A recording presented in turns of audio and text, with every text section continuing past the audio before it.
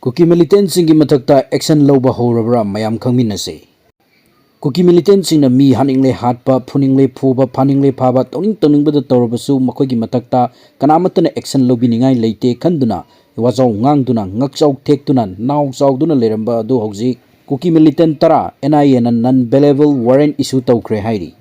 Masina Kuki gi thekal liba ngakchau asi kadai phawba leithekpa ngamgaduri haibududi yengminaki betari. Center amasung state lainga ka su chatnariba tongan ba Kuki loop kharagi hardcore militant tara NIA na non bailable warrant issue tawkhre. NIA na court na non bailable warrant issue tawkhraba su chatnariba Kuki militant singi hardcore militant sing adudi KRA gi Lelen Hangsing, Gogo Lotjam, Haungulan, Lamkhogin Dongel, Sasat, Somin Thang Chitlo, KNAB UPF ki LS Stephen, KNF MGP, Paukjakuf Sitlo amasung Hemkhongam Hangsing ni hairi.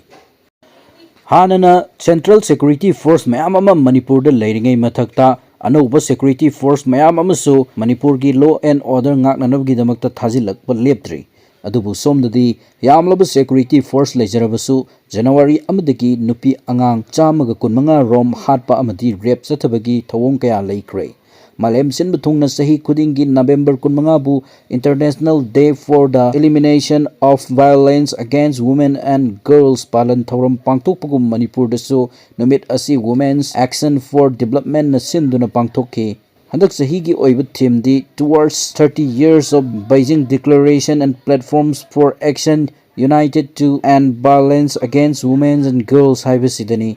Beijing Declaration asi kumzan 1995 tigi horaga nupa amasung nupi thong manana chatminabagi pandam ama oina hokibani. Women Action for Development su thakai palan asi hokiba chahi 2003 dagi tongan ba wakhalon manaba group singa saruk yaminaduna nupi amasung nupi macha singge mayokta chathaba miyot minai kaya dagi kannaba amadi ngakthoknaba thorom kaya pangthoktuna lakli. Manipur da hanadagi hauna nupi amadi nupi macha singbu tati tawoina tawba opi naibibagi thogdo kaya leptana chatharakpagi manung channa mamang sahigi May 3 dagi khanghodana thorkiba lan asina maram oiraga nupi amadi angang singge mayokta tongan ba otnaiba mihat mipungi thogdok sing mayoknari.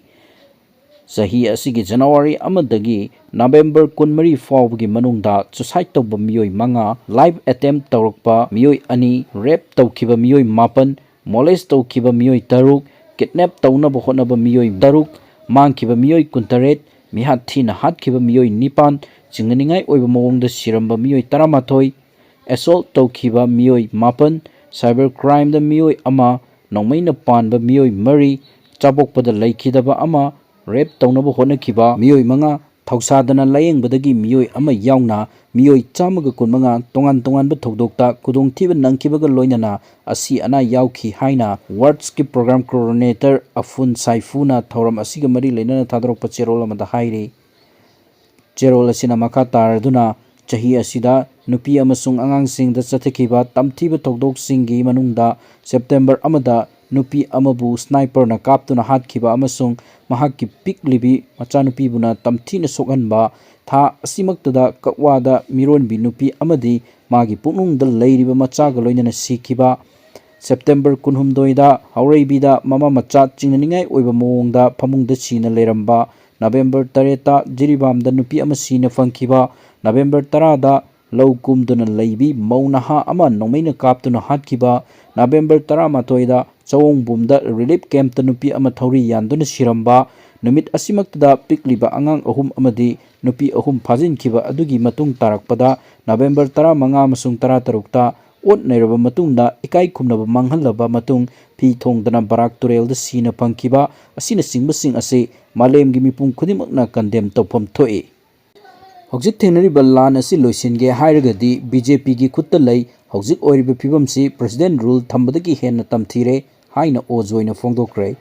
Veteran politician Okram ojoina haikre hojik thenariba lan asi loisinge hairabadi BJP gi khutta lei lamdam asida oiriba phibam asidi president rule thambadagi henna tamthire. Ningombam Indra Kumar na iba Subtol Pal Muapali Lekai gi nungsi paudam haina mingthonba lairik ama pongbagi mari leinana chingchamai kongnang phaidek pida pangthokkiba thoram amada wafam asi phongdokladuna mahakna makhatana hai Ningombam Arun Kumar ipa ipu haktaki chanaраklaba laining laisol amadi chanabi kaya tasin khomjinduna lairik ama oina puthorokpasi thagatningai ni masina ngasigi mirol amadi khunai-da achauba kanaba ama piba ngamlagani ariba matamgi chana kanglon kaya khomjin tasinduna puthorokpa asi yamna phaba khongtang amani amaromda state asida hojik thengnariba lan asi ngasi phawba loisindana leiriba asi laibak thibani India government na lan asi loisinbagi mahutta kumai yengduna leiriba asigi marumda kari agenda leibano haibasi hangba yaba wahang ama oirakle BJP National President JP Nadana Congress ki Chief P Chitambramda thamkiba wafamsing adugi marumda khangba amadi nainaba watpagi mami ama chauna tari kumja 1988 ki August 9 da Myanmar da kari karamba thokdok thokibage haibasi nauhona ningsingba chungani Irang asi politics na thokhanbani hairabasu political stability leiduna lengak leitabagum oirakliba phibam asinasu Irang asi chawthok halakpagi achauba maram amani Jiribamdagi micham taruk kuki khulai paibasingna fakhraga hatokibagi thawong adu laman khumbani haina MLA Paulenlan Haukipna fongdokhrabasu center lengak na action fawba lokhatpa ngamdana leiribasi karigino BJP gi lusingba lengak asina Chinda miyam ngak seli haiduna lauduna leire masidi sem saringaida tengol tumle haiba aduga pangkhak oire miyamna pamlibasidi tangdu leitaba hanjinhanba aduni Lanmi chabul lamdam asida thajilakpudu natte haibasi khangba phai hainasu mahakna makatana fongdokhe Security Advisor Kuldeep Singh amasung Manipur Police ki DGP Rajib Singh anina more border haktengnana yengsenkre Manipur lenga ki Security Advisor Kuldeep Singh amasung Manipur Police ki DGP Rajib Singh anina ahan boina more border town da haktengnana chatuna mafam aduda oiriba phibam sing yengsenkre Khongchat aduda Moreda leiriba integrated checkpost endo Myanmar border amadi border fencing ki thabak sing kupni yengsinki team aduna endo Myanmar border pillar number 77 amasung 78 ki marakta chatuni yengsin bagaloinana border pillar number 79 amasung 80 ki marakta chambal khadana leiriba mafam singsu yengsinki masiki sumatakta border road task force BRTF na endo Myanmar border da paikhatliba ngamkhai chambal khabagi thabaksu yengsinki Maduda BRDF ki officials sinasu Security Advisor Kuldeep Singh amasung Manipur Police ki DGP Rajib Singh anida paikhatliba thabaksing adugi matangda mayek sengna khanganki khongchat adugi makha tarakpo oina team aduna Moregi integrated checkpost amasung Manipur Police Inspection Banglo da laktuna yengsinki mafam aduda duty tawriba Manipur Commando Unit ki personnel singna thengnariba khudongchadaba kaya adugi matangdasu wari sanaki Tungda Manipur Police Inspection Bangloda Security Meeting ama pangthokhi mifam aduda Technopol District ki DC District asigi SP Additional SP Operation Manga Suba Assam Rifles ki Commandant amadi atay maru oiba stakeholder kayana sarp yaki ngarang pangthokhiba mifam adugi tungda Security Advisor amasung DGP na Moreda tha ahungi manungda amuk hanna laktuna mafam adugi phibam yengsingani hainasu paw sina makatari